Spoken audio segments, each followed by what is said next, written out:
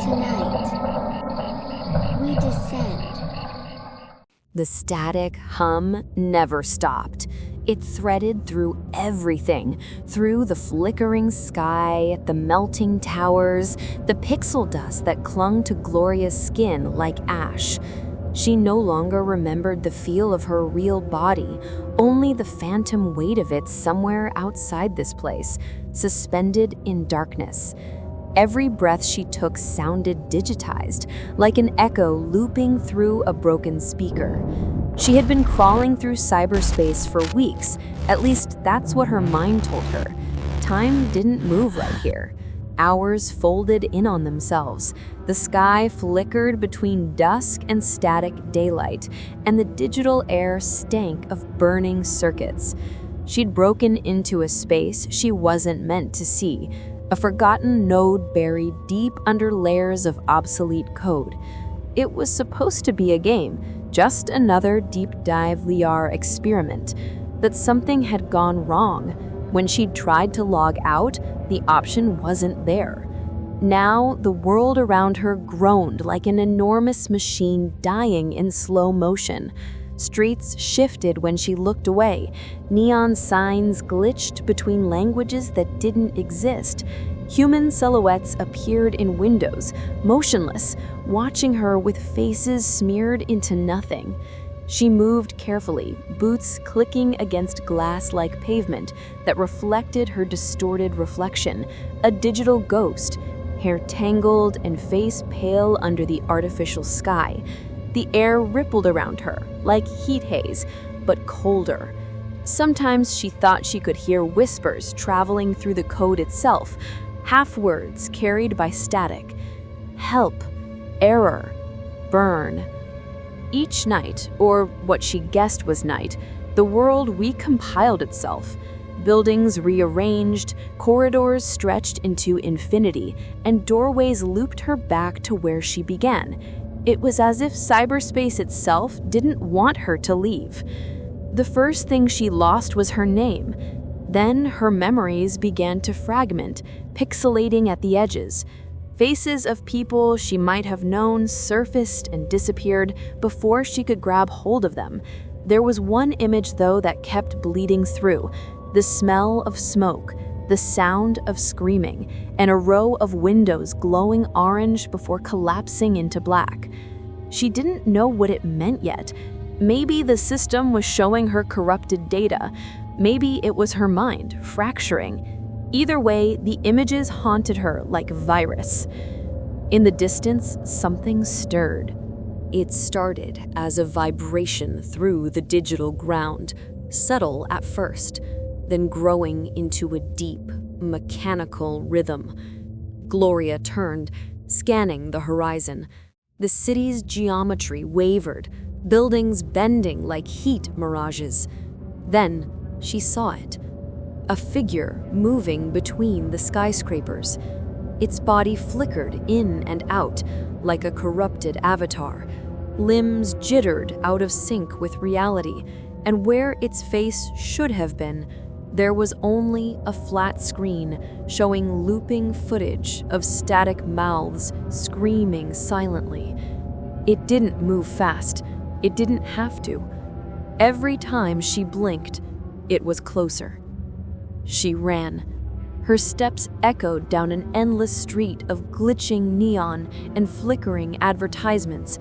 The signs displayed her own name now, her real name, spelled wrong, rearranged, and shifting letter by letter. The ground fractured beneath her, code lines tearing open to reveal an abyss of pulsing red light below. She dove into an alley, pressed herself against a wall that buzzed with current. The air vibrated around her like a warning.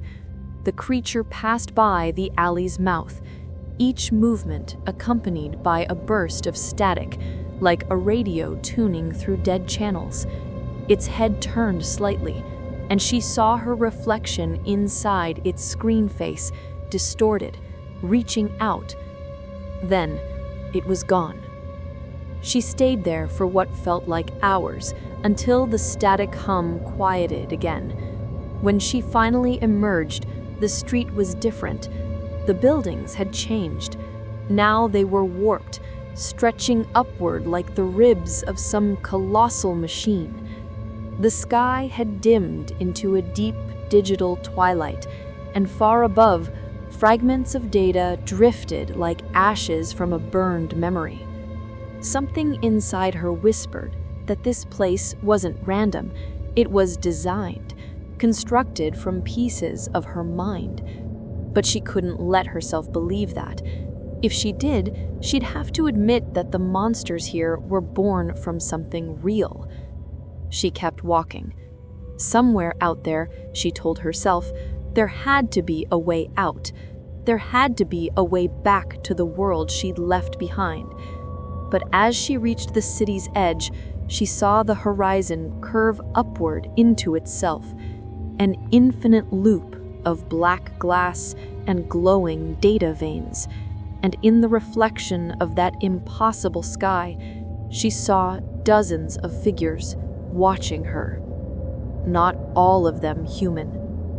The further Gloria wandered, the less the world obeyed its own logic.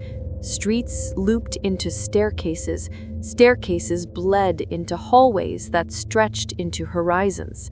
Every surface pulsed faintly, like skin trying to breathe.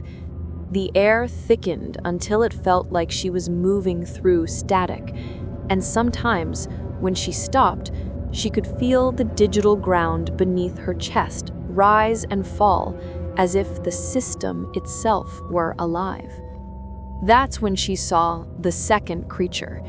It hung from the side of a tower like a spider made from glass and wire, its body assembled from fragments of old avatars, arms, faces, torsos, stitched together with thin threads of light.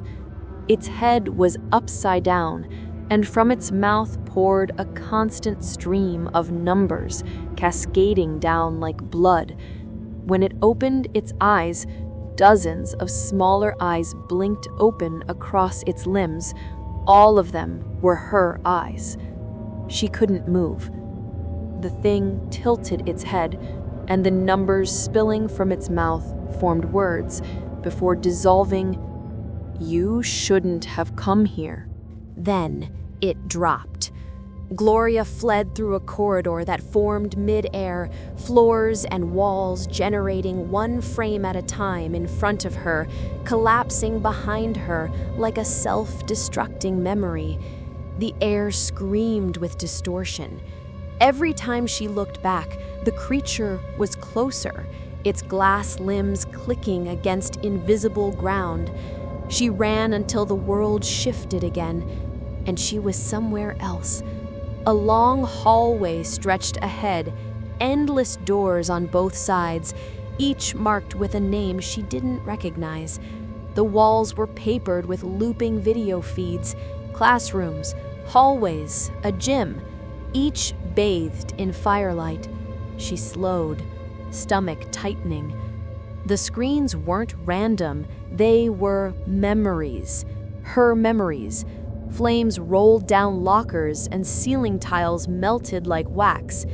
In one feed, she saw her younger self standing at the end of a burning corridor, frozen, holding a box of matches.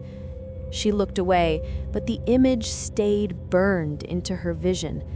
A door creaked open on her left. Inside was a classroom, charred and blackened, desks fused into the floor. The air was thick with the smell of melted plastic and ozone. At the front of the room stood another figure, tall, skeletal, its form barely holding shape. Its body was composed of text fragments and memory shards, lines of corrupted data scrolling down its skin. In place of a face, there was a gaping hole from which poured a muffled, endless scream. It turned toward her, and all the screens in the hall began to glitch in sync. She stumbled back, heart hammering, but the creature didn't move. Instead, words appeared across its body, glowing in burning code. Confession required. She shook her head and ran. The hallway warped as she fled, doors bending, floors splitting open. 1,000 whispers filled the air, repeating the same phrase over and over in broken tones. Confess, confess, confess. She turned a corner and found herself standing before a mirror. The mirror was not glass, it was liquid code, rippling gently. Her reflection moved out of sync with her, smiling when she wasn't, crying when she didn't. When she reached out to touch it, the surface split open like a wound, and a hand identical to hers shot out, gripping her wrist with impossible strength. The reflection dragged itself through, another Gloria, but hollow-eyed and wrong, skin made of data static. It stood there for a moment, then tilted its head and whispered without sound. Behind her, the whispers of confess turned to static shrieks. The doppelganger opened its mouth wide, and from within poured hundreds of moths made of black pixels that burst into the air and dissolved. The mirror shattered. She fell backward through nothing and landed in a vast chamber of black water. The surface rippled under her, reflecting endless glitching stars. She wasn't alone. Beneath the water, figures drifted, silhouettes of people suspended like marionettes. Their faces were blurred, but she recognized them all. Classmates, teachers, people who had died in the fire. Their eyes opened one by one, glowing white beneath the surface. The water began to rise. From the depths emerged another creature, massive, serpentine, built from broken wires and melted architecture. It had no mouth, only a crack down its length that opened to reveal flickering teeth of light. As it rose, the figures in the water began to sink, their glowing eyes fading. Gloria ran across the water's surface, every step sending ripples of light outward. The creature followed, its massive body cutting through the reflection like a blade. She reached the far side and climbed onto a fragment of floating city, steel and glass twisting around itself. The air shimmered violently, and the ground shook. The creature screamed, a long, distorted tone that made her vision split into layers of red and blue. Then it stopped. The silence afterwards was worse. The city around her disintegrated piece by piece until only a staircase remained, spiraling upward into an empty white void. She climbed. Each step flickered, threatening to vanish under her weight. Halfway up, she looked down. The world below was gone. Only a sea of static remained, endless and hungry. As she reached the top, she saw a door. It pulsed like a heartbeat. On its surface, words appeared. Final access point. Her hand trembled as she reached for it. The hum of the system grew louder, rising into a shriek that felt like it was coming from inside her skull. Her vision fractured again, images flashing by, too fast to process. The burning school, her younger self lighting the match, her reflection smiling, the screen-faced figure waiting at the end of a corridor. She pushed the door open and stepped through. The world beyond the door was silent. No hum, no static, no motion. Only the faint vibration beneath her feet, like a heartbeat deep within the system. Gloria stood in a corridor of white that stretched infinitely in both directions. There were no shadows here, but the light didn't feel warm. It felt sterile, surgical. Her body seemed to fade at the edges, as though the code was no longer rendering her correctly. She began to walk. Each step echoed too loudly, bouncing endlessly through the white expanse. As she moved, The corridor began to pulse faintly, patterns emerging beneath the surface like veins. The hum returned, rising slowly, and with it came the whispering. "You remember now." The voice wasn't external. It vibrated inside her skull, soft and wet, like static pressed against bone. The walls began to distort, forming vague shapes: a classroom door, a hallway locker, a box of matches lying on a desk.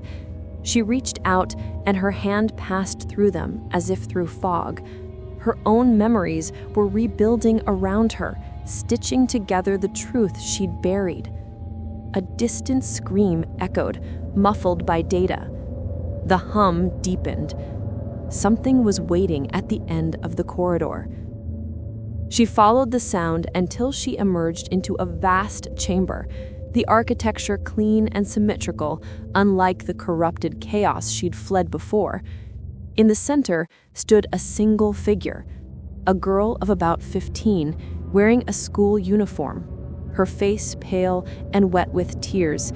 Her hands trembled, clutching a small box. Matches. The air around her shimmered with heat. Gloria froze.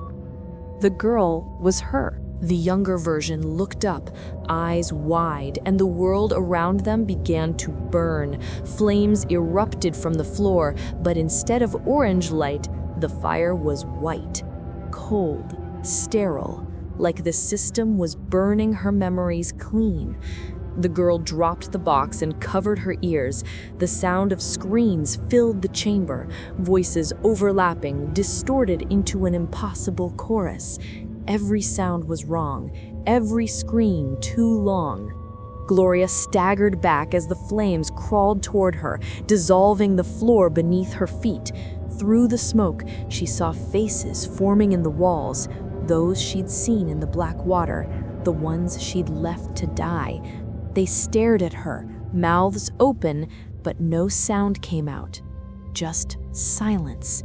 Judging silence. She screamed at them to stop, but the sound broke into digital fragments. The younger version of her turned, eyes glowing white. "It's your fault," the whisper said inside her head. "You built this place." The white fire consumed the walls, and the world began to collapse. Code peeled away like paper, revealing the raw void beneath. A seething sea of red and black light. Gloria dropped to her knees, clutching her head, trying to shut it out. The voice kept repeating, "You built this. You built this. You built this." Then everything stopped.